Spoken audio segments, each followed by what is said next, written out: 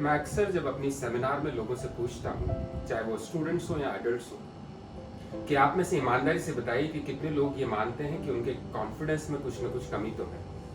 और आप ताज्जुब करेंगे कि 75% से ज़्यादा लोग ये एक्सेप्ट करते हैं कि उनके अंदर कॉन्फिडेंस की कमी है। अब ये कॉन्फिडेंस होता क्या है, कमी होती कैसे है, आपको पता कैसे चलता है किन किन एरियाज में कॉन्फिडेंस की कमी हो सकती है। कुछ लोगों को इंटरव्यू में कॉन्फिडेंस की कमी, कुछ लोगों को एग्जाम आता है तो कॉन्फिडेंस की कमी होती है, कुछ लोगों को नए लोगों से बात करने में कॉन्फिडेंस की कमी है, कुछ लोगों को एक डिफिकल्ट सिचुएशन हैंडल करने में कॉन्फिडेंस की कमी है, किसी को पब्लिक स्पीकिंग की कॉन्फिडेंस कमी, किसी को लड़कियों से बात करने में कॉन्फिडेंस की कमी महसूस होती है।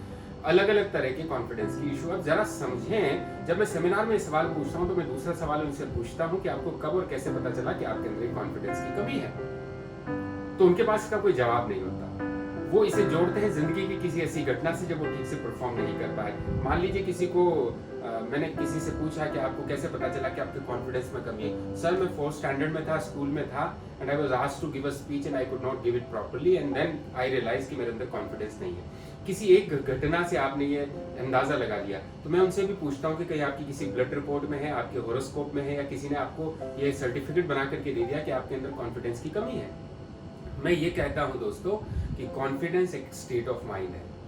कॉन्फिडेंस, अगर आपने सोचा कि यस, ये सिचुएशन को मैं हैंडल कर सकता हूं, मेरे अंदर कॉन्फिडेंस है, इसमें ऐसा कोई रॉकेट साइंस नहीं है, मुझे सिर्फ बोलना ही तो है, मुझे सिर्फ हैंडल ही तो करना है, तो आपको कॉन्फिडेंस लगेगा। और अगर आप बार बार ये कहते रहे कि हाँ मुझमें कॉन्फिडेंस नहीं है, तो आपको वहाँ कॉन्फिडेंस मिसिंग मिलेगा। तो जरा समझने की कोशिश करते हैं कि कॉन्फिडेंस की बीमारी हमारी जिंदगी में आती कैसे। तो पहला रीजन मैंने बताया कि हमारी जिंदगी में बचपन से लेकर के आज तक कभी ना कभी कोई ना कोई ऐसी डिस्कम्फर्टेबल सिचुएशन हुई है जिसको हम हैंडल नहीं कर पाए, और हमने जब उसका कंक्लूजन निकाला तो अपने आप को एक मैसेज दिया कि मेरे अंदर शायद कॉन्फिडेंस की कमी है, इसकी वजह से ये सिचुएशन मेरे साथ ऐसे हुई। और जब बार बार आप अपने आप को ये संदेश देते हो तो आपके दिमाग में एक ऐसा बिलीव क्रिएट हो जाता है कि yes, I do not have enough confidence. तो जब भी वो सिचुएशन आती है आपका दिमाग बोलता है कि you will not be able to handle it because आपके अंदर कॉन्फिडेंस नहीं है। अब इसमें प्रॉब्लम कहाँ है और उसको सॉल्व कैसे कर सकते हैं, जरा इसको समझते हैं। अगर आप किसी भी स्पेसिफिक इंसान के बारे में बात करेंगे, मैं मानता हूं कि हर इंसान हर चीज में एक्सपर्ट नहीं हो सकता। हर इंसान को किसी न किसी सिचुएशन में कोई ना कोई डिस्कम्फर्ट होता है, और ये हो सकता है मुझे पब्लिकली डांस करने में डिस्कम्फर्ट हो सकता है मुझे नए लोगों से बात करने में डिस्कम्फर्ट हो।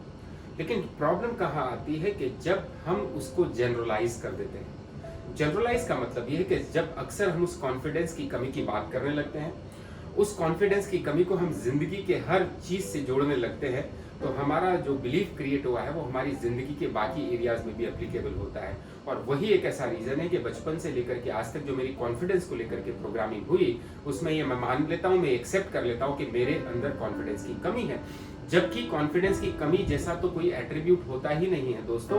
आपको कोई एक पर्टिकुलर सिचुएशन में डिस्कम्फर्ट था, उस डिस्कम्फर्ट को आप दूर कर सकते थे रिपीट करके या उसको बेहतर बना करके, लेकिन हमने उसको एक्सेप्ट कर लिया कि कॉन्फिडेंस की कमी की वजह से ऐसा हुआ, और आप बार बार बोल बोल करके मेरे अंदर कॉन्फिडेंस नहीं है, उस चीज को आपने जनरलाइज कर दिया। अब आपका दिमाग आपको हर जगह इस बात का एहसास कराता है कि आपके अंदर कॉन्फिडेंस की कमी है, जबकि वो एक स्पेसिफिक चीज से रिलेटेड थी। तो मैं आज की बात यह कहूंगा कि अगर आपको ऐसा लगता है कि आपके अंदर कॉन्फिडेंस की कमी है, तो आप उन मेमोरीज को आइडेंटिफाई करिए जहां से इसकी शुरुआत हुई, आपको कब और कैसे पता चला कि आपके अंदर कॉन्फिडेंस की कमी है। दूसरी चीज, आप ये आइडेंटिफाई करिए कि कौन से स्पेसिफिक एरिया में आपको डिस्कम्फर्ट होता है, तो आगे से उसी के बारे में बात करिए और उसको इंप्रूव करने की कोशिश करिए। एक कॉन्फिडेंस में कमी होने का रीजन एक और मैंने पाया है कि हम जब छोटे होते हैं और जब हम बड़े हो रहे होते हैं, तो हमारे पेरेंट्स, हमारे टीचर्स, हमारे दोस्त, हमारे बड़े भाई बहन कहीं ना कहीं हमें इस बात का एहसास कराते हैं बोल करके, यार तुमसे इतना भी नहीं हो सकता, तुम बेवकूफ हो,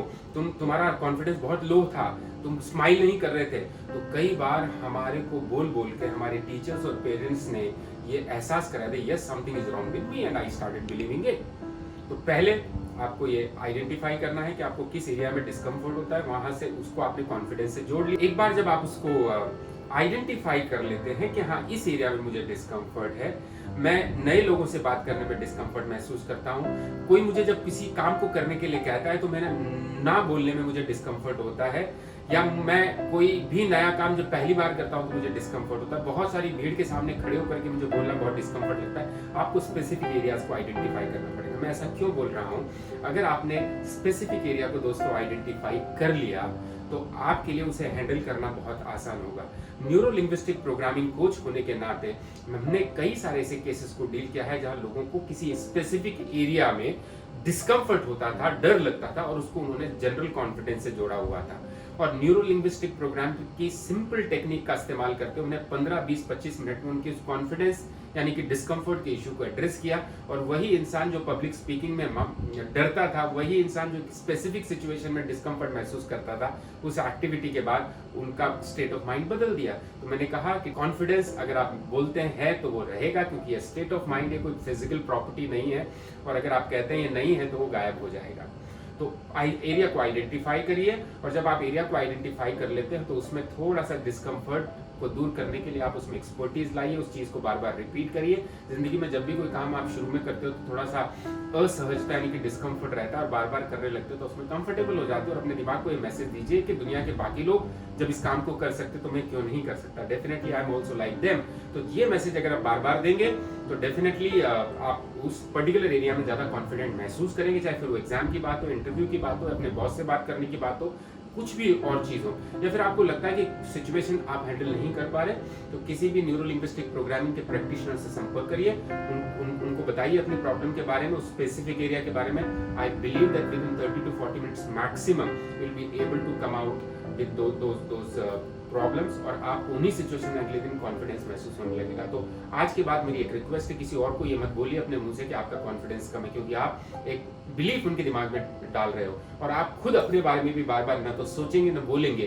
तो देखिए आप कितना बड़ा बिलीफ अपना तोड़ पाते हैं, और फालतू की जो बिलीफ हम क्रिएट करते हैं उसको क्रिएट होने से रोक पाएंगे। तो हम हर व्यक्ति कॉन्फिडेंट है, हर चीज में कॉन्फिडेंट है, हमें बस उस डिस्कम्फर्ट को दूर करना है। Thank you so much for watching this video. मेरा नाम है प्रीतम गोस्वामी, मैं हूँ लाइफ और NLP कोच। Thank you.